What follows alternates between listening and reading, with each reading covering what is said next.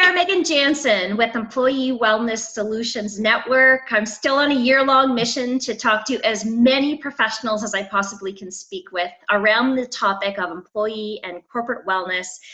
Today's no exception. I have the honor of catching a very busy lady, Laura Putnam. Laura, you are the author of a very interesting read, Workplace Wellness That Works. You're also the CEO of Motion Infusion, leading well-being provider in San Francisco. You've been featured on an MSNBC, New York Times, Globe and Mail. You're busy, and thanks so much for taking a few minutes out of your busy day and speaking with me. Thanks so much for having me. Love your energy. Before we hit record, I thought, oh, this is going to be awesome because you're awesome. So thanks so much for doing this. I'd like to start with a question. You've been in this industry a while, and you were a high school teacher turned into wellness, workplace wellness enthusiast. How would you define workplace wellness, and why is it such a great idea? So workplace wellness, I like to define it very simply, is that it's any kind of organized effort to help human beings be human beings when they're at work. Well, that is nice. I love that. That's a great brief definition. Well, then why is it such a great idea? I mean, it's a loaded question. You can take it however angle you want. Yeah, I mean, I think as much as we would like to kind of frame it up as, quote, human capital and these words that kind of dehumanize us, it actually, the truth of the matter is that we are human beings, and it's something that's inescapable, whether we're talking about we as human beings are emotional well-beings. And so this whole idea that we can somehow check our emotions at the door when we come to work is just completely false. And it only makes things worse. And instead, it's really more about how do we leverage the fact that we're emotional beings. But it's also on a physical level. We have to take care of ourselves while we're at work. And while, I think it's important to think about things like energy. Am I maximizing my energy when I'm at work? And so in order to do so, I need to do normal human being things like take a break or hydrate or eat healthy or move around. And so the more that we can start to incorporate those kinds of human elements when we're at work, not only do we as individuals benefit from that, but the organization benefits from it. People are more productive. They're less likely to get injured on the job. They're less likely to be absent. They're also more likely to want to work for a company that takes care of its people. And it's also one of the best things that managers can do for their team to build a high-performing team. That is, invest in their team members' health and well-being, starting with themselves. And I think also taking that, wellness at work as well as at home. So, if there are programs and initiatives and supports in place to really help that culture along, right well, or you hope that that family wellness piece is also an offshoot of that. Oh, absolutely. I mean, people bring it home. And this is actually one of the great things also about efforts to promote wellness in schools is that kids will bring it back to the family as well. So it's really thinking about what are those touch points in which we can make a difference in people's level of health and well-being, because we know that the larger society that we're living in is one in which we're always on. It's one in which we're surrounded by fast food. It's one in which our neighborhoods are better designed for our cars than they are for us getting physically active. And so the more that we can create these oases of well-being, whether it's in the workplace or it's in the school or it's in community centers, and then in turn people can bring that back home, the better. I love that. It's such a connection along the way. So, I mean, being in this industry a long time, we've seen organizations adopting ways of promoting health and wellness in their places of work. But we're also seeing a few examples of mainstream media headlines suggesting that it just doesn't work. And I know that, we as program directors and, movers, so to speak, with respect to this industry, have to take that and understand a little bit further. But why are these suggestions coming out, and what can be done to make sure workplaces are actually doing an effective job? Well, I think unfortunately a lot of companies that have adopted wellness, they've tried to do so on the cheap. And so they have what I characterize as check the box wellness offerings. And a lot of those wellness offerings are ones that in some ways do more harm than good. So if you're making people take health risk assessments and biometric screenings, and meanwhile they don't feel cared for by their manager and by the organization that they work for, I think that can feel really transactional, and it can feel like, oh, my company is doing this only to save on healthcare costs. It's not because they actually care about me. And so it really has to come from that place of people feeling like that their organization and their manager actually cares about them. And I think that, we've tried to look for shortcuts for a really, really complex problem, which is we've got this massive healthcare crisis, which is not only here in the United States, but in Canada and increasingly around the world. And there are a lot of factors that go into that, one of them being the larger society that we live in. And so to a fault, I think we've really framed up health and wellness as a matter of investing in your own health and, quote, taking personal responsibility for your health and well-being, when in fact all of us are arguably more creatures of culture than we are creatures of habit. And so I think we've focused and kind of blamed the individual too much. It's your fault, you're fat kind of thing, as opposed to really looking at the fact that we have a larger toxic environment and culture. And so the more an organization can think about optimizing the environment and the culture to make health and well-being normal and easy, and the less they kind of go after the individual, the better.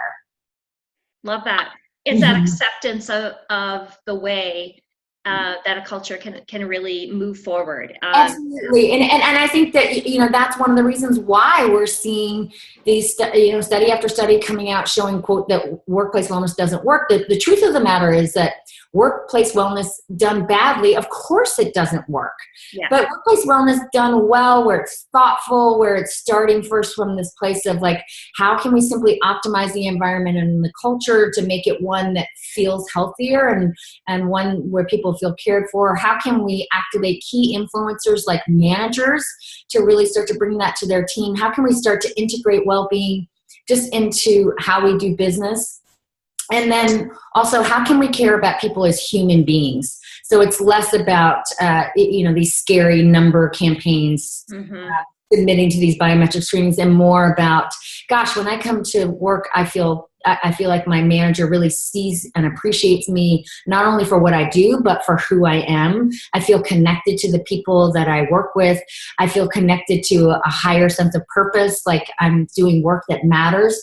Those are the kinds of things that are well-being in its truest sense. You touched on a couple of things, the leadership support. I mean, it's just, it's so critical. And, you have that C-suite executive support, but then you also have that supervisory management role that is, you touched on a little bit. In your opinion, is that the toughest line of support that we kind of have to be a bit more verbal about? Absolutely. And that's actually been a primary focus of my work over the last several years. And there's so much research now coming out about this. I mean, this has been a primary area of focus for Gallop for decades, where they've really, culminating in a book that just came out, written by Jim Harter, called It's the Manager. Another book that just came out recently by another thought leader on this same topic of the critical role that the manager plays is 9 Lies at Work by Marcus Buckingham and Ashley Goodall. But there's so much research to support the fact that while senior leaders are the ones who set the tone and they allocate resources when it comes to initiatives like workplace wellness, it really comes down to the manager to effectively give permission to their team members to actually engage with any kind of a work initiative or a wellness initiative. And research coming out of Gallup suggests that the manager alone likely accounts for up to 70% of the variance of their team members' engagement, both with their work and their well-being.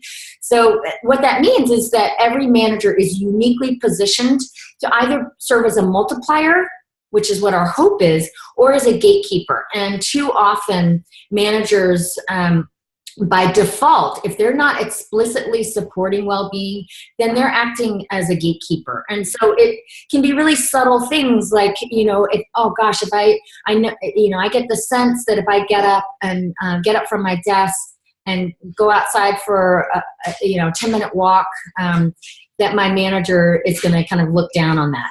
Or, gosh, my manager sends late night emails, and if I want my manager to look on me favorably, boy, I better do the same thing. And there's actually research showing that for every hour that a manager engages in after hours email, that roughly translates into an added 20 minutes of after hours email time for their team members, for each of their team members.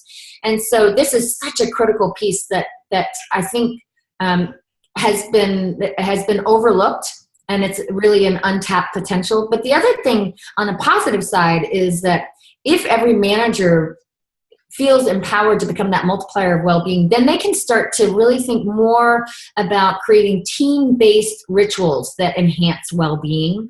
And so it becomes a way of life for that team. So it's kind of like team by team, we start tackling this crisis of poor health and well-being within the organization. And that starts to ripple out so that it can really start to benefit the entire organization. Wow, that's such a great example of another term we're seeing more in the industry is value on investment versus return on investment. Absolutely. And also value on caring. So you touched on a couple of very interesting things. As we wrap up today, one of the, underlying questions organizations have is really, what can we do to ensure we're doing the right thing? And can you speak to that as we tie up today? Well, I think the main thing is just this, as you were talking about, value on investment as opposed to return on investment. And I think that the irony is that when organizations are focused so much on that return on investment and making sure that we're getting a hard return on this, particularly if they're focused on healthcare costs, that's actually really, really hard, A, to measure, but B, it's really hard to achieve. And the more we can start to look at things like, is my team more creative because we have brought in a regular practice of walking meetings? Are we more connected as a result of our efforts to promote a sense of care? And those are the things that really make a difference over time. Safety is a giant one. And there's so much research showing the strong connection between productivity and well-being. And we all have experienced it. I mean, we know that if you don't get a good night's sleep the night before, it's hard to be productive the next day. It's just such a no-brainer. Yeah. But also certainly when it comes to safety, if you're not taking care of yourself, then it doesn't matter how many safety rules are in place. It's really hard to practice safety at work. Great. Well said, Laura. I could talk to you for hours. You're so wise. Thank you so much for sharing your professional insights into this industry and shedding some much needed light on the piece on value, on caring and value on investment. I think those are really critical. I think the industry is shifting in Canada as well. We are seeing more along the lines of culture talk versus hard numbers. I mean, I think, again, it all kind of is encompassing and it's all connected. And I think you really highlighted some really great takeaways today. So thanks so much. Thank you.